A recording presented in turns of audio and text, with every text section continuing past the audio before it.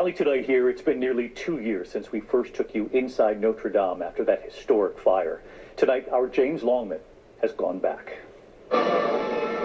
It was nearly 2 years ago. The world watched Notre Dame burn, the spire collapsing. Tonight, we were invited back in.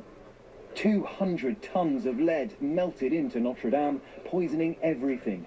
They're now salvaging what they can and cleaning it. We're actually not even allowed into this part because they're so worried about lead inhalation. You need a specialised mask in order to go in.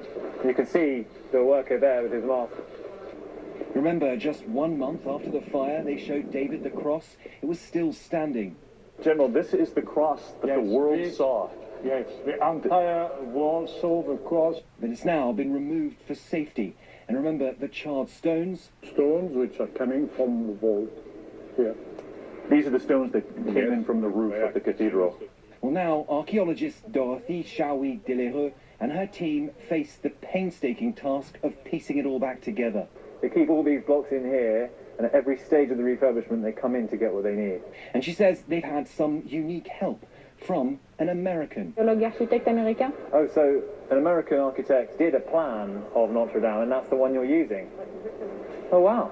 Back in 2010, US art historian Andrew Tallon meticulously drew part of the church, and his drawings now helping to rebuild. And remember the holes in the roof they showed David, the robot on top of the debris because of the danger. With our robot, because people cannot go here, we cannot expose the life of the workers. And take a look at it now. This is the work underway.